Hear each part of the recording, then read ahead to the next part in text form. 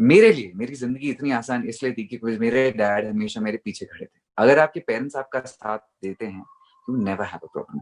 अक्सर क्या होता है, बहुत लोगों को ऐसा लगता है कि उनको या तो पूरा एक्सेप्ट या रिजेक्ट सिर्फ उनकी सेक्सुअलिटी पे किया जाएगा। अब अगेन ये मेरा कहना है, मेरी सेक्सुअलिटी मेरी जिंदगी का एक छोटा सा हिस्सा है, छोटा सा हिस्सा। जिसका मतलब ये है कि अगर आप मैं काम भी करता हूँ, मेरे अचीवमेंट्स भी हैं, I have an intellect as well, हम इतनी सारी चीजें करते हैं, we run a business and I feel like अगर लोग ये जानने लगे that you have to love and hate a person for the person they are, I think that is very important. अक्सर क्या होता है, हम अपने आप को एक बॉक्स के अंदर डाल देते हैं, गे, स्ट्रेट, बाय, ट्रांस, और उस बॉक्स के आगे निकल नहीं पाते।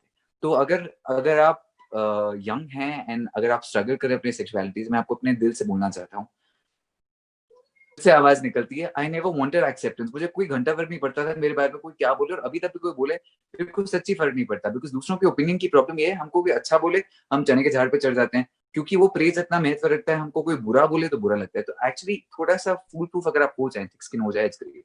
And for parents I want to tell you, अगर आप अपने बच्चों के साथ हैं ना, you will be shocked, surprise and amaze कि आपके बच्चे क्या क्या कर सकते हैं। आप सिर्फ उनको आपका सपोर्ट चाहिए, that's all you need. What is the way forward in terms of, are we doing enough to normalize orientation, same-sex orientation, bias? Is that, what is the way forward? Are we doing enough? I think we're definitely doing a little bit more than we were doing in the past. I don't know if it's enough, but I think what is definitely a step forward is the fact that today, which is a big change. You know, I think for the regular audience and who are not part of the LGBTQ, when they saw somebody who was homosexual, there was only a certain kind of um, character that was drawn. It was usually the effeminate. It was usually the person that somebody called, which are the drag queens today. That was the only perception that people had of LGBTQ, the community. People didn't understand. You could have cricketers, footballers, actors, doctors, engineers, people who were pioneers in the field of medicine and software engineers, who were regular people that they thought were regular people in that sense, could also be gay. Because I think what cinema did was it projected people and sexuality only in a certain way. Now, and while there was nothing wrong because it just showed that one part, there was a whole different set of people who thought that if you were gay, you were only a trans individual or you were effeminate. They refused to understand that there were people who were possibly looking and feeling like what they traditionally called manly gender-wise or womanly gender-wise, but had different sexual orientation. So I think what cinema had done now is the fact that we've been able to sort of make people understand that there is a difference between gender identity and sexuality. And I think earlier Bollywood, for some strange reason, managed to combine them together, which added more confusion to people and then led to more discrimination. The one other thing about social media today, which is very interesting, is the fact that a couple of years ago, I think a lot of people were deeply offended when somebody said you're gay, and you know, a lot of the comments said, "Yeah, tum to gay ho, and then people would defend them, saying, "Oh my God, how can you call him that?" Today, that doesn't happen. When somebody says you're gay, you're like, "Okay, great. Would you have a point there?" Or like, and when somebody says, "Are you gay?" That's the shift. When people asked me that earlier, I remember I would be like, "Okay, where is this going?" Today, very often, a lot of boys, when they ask me, "Are you gay?" they're actually trying to ask me out, and they're doing it so openly and publicly in comments that I think that shift is amazing. When people stop hiding, you know, that cinema, social media, shows are doing it effectively. I remember one of these shows, one of these really big television channels, which is a general entertainment channel, called me a couple of months ago. They were apparently doing a show about a Thakur and somebody who works with him, who entered into a love relationship. Now that for a GEC to be doing is a really big leap forward, because that is hitting the heartland of the country. I definitely think we're moving a step forward. I don't know if it's enough, but hey, you know, one step at a time.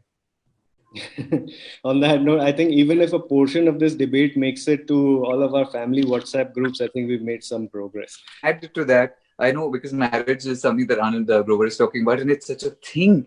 Everyone, you know, I think the question I'm asked most often by most people is, what is the point of you being so open and vocal about stuff? Because eventually, तुम्हारी शादी किसी लड़के से तो हो नहीं सकती. Because the thing in India is, what validates a relationship is जब तक शादी ना हो, मंडप ना हो, साथ फेरे ना हो, पूरी फैमिली ने देख लिया, फोटोज अपने फेसबुक पे लाइक नहीं कर दिया. And I think that's a bigger question, because for a lot of people, they say, you know, what validates your relationship is the fact that if there is that civil union. I know it's something which is a conversation which is already happening. A lot of people are saying, great, now we come to the baby step has already happened of, you know, it not being criminal again, but what is the bigger step that we can take?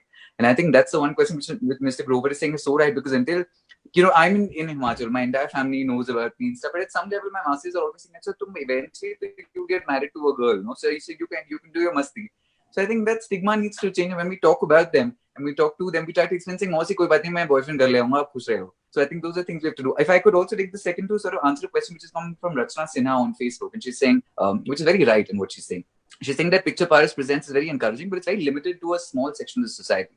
And I think she's talking about the fact that rural India does not have the same privilege and entitlement that we do, which is, I mean, I acknowledge it right away. So she says, how do influencers reach out to more sections of society? I think for me, that has been the big change about reaching out to more sections. I was a journalist. I was 18 when I was a journalist with English television. We only spoke in this one language. The change for us was switching to Hindi. The moment my social media platforms went to Hindi, my reach went from a few thousands to a few million. At the last point, I was at about 3 million followers. Now, what that does is when you're speaking Hindi, when you're talking to that demographic, which is a heart of a demographic, the reason influencers are able to reach out to such a big demographic today is language. First they like you for the clothes you're wearing. Then they might like you for the way you speak. Then they might like you for how you're looking. Because eventually all liking is all superficial. Even on dating apps, you're like, oh, this guy is cute, this girl is cute. We reach the heart of the person much later. And I think the way social media influencers like myself, and I think we're trying to make the changes. First, people say, okay, we like Paras. And then they start listening to what you're saying. Sometimes it's a setback for them to say, oh my God, but he's also into boys, and that's a problem. But I think when they start liking you, the way influencers really influence is the fact that we tell you that there's one part of our life which we feel very seriously about. And while we tell you the fun and the thrills, when we talk about this more seriously, when they love you, they listen to you. And I hope that answers Rachna's question. Speaking of parents, just a couple of days ago, I know what Kalki was talking about was so important, and I hope we address it. She was talking about violence. I know we talk about this in our cushy little worlds, and everything, because violence is something we don't have to worry about because we don't feel physically unsafe. I don't feel like I'm risk that someone's going to beat me up or kill me. Now, that is a big issue which I've realized in Himachal. I get a lot of messages on multiple apps where people write to me. There's this one guy who's chatting with me about 7 or 8 days ago. And we spoke. I normally don't chat with people who don't have a photo because I'm on a dating app because I'm trying to find someone. But, he started off with just saying, I really want to talk to you, but my family might kill me if I'm alive. And I don't have something, it's a very strong statement, right? We don't hear that. I only know of honor killings, which is such a big issue in India, which to tackle with. I feel like those cases have massively come down because we've talked about it. I feel like a lot of gay men constantly feel like they might be in a place, or a lot of trans people might be in a place where they feel like they're actually physically unsafe because of the families. And I wanted to talk about that because, like Kalki was saying, because this guy, whoever he was, now I don't know who he is because he ghosted me after that, because I kept trying to tell him, I said, you need to seek help because if you feel unsafe, your family will kill you. There is a problem. I'm also being honest. I was also being careful about chatting with him because a family like that might also come and threaten me, which I don't want at all. But I think for a lot of people who feel physically unsafe, this must be such a big struggle, because this then is not about being able to accept your life. It's not about having gay pride. It's not about any of those things. If you're living in a life, you're actually locked in a room 24/7. Imagine how incredibly hard that must be. And for people like that, when they ask me, a lot of people say, should I come out? I remember earlier I would be very naive and I say, of course, what is wrong with you? Because it's very easy for us to be, all confident and say it's fine because we come from that strata of society.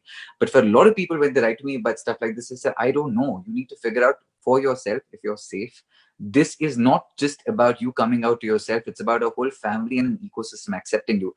Acceptance and rejection is still very, very different from people physically threatening you. So when Kalki was talking about physical violence against trans people, against LGBTQ people, it is so important that we discuss that there should be helplines that people can call, say, hey, I feel really unsafe. What can I do about that? And I think that's a big message I get from so many people right now.